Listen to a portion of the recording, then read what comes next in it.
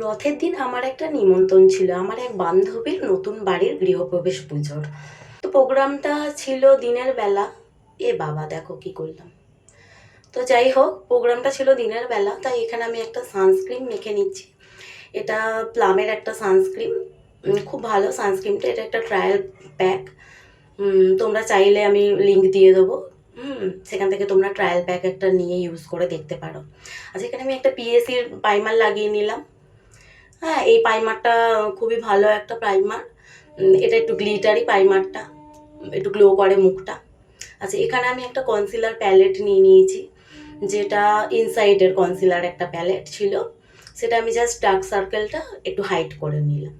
আর এখানে আমি একটা লোরিয়ালের কনসিলার নিয়ে নিয়েছি, আজ আর ফাউন্ডেশন ইউজ করছি না।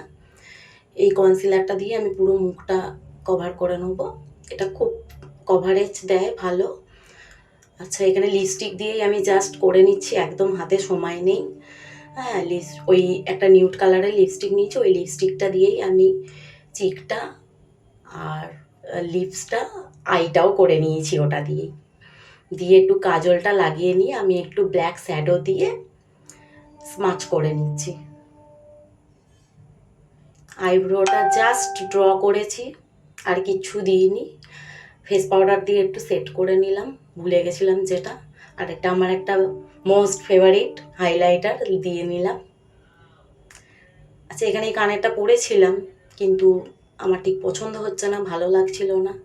তাই আমার মেয়ে বললো যে মা তুমি এই হারটা পরো, তাই এই হারটাই পরলাম।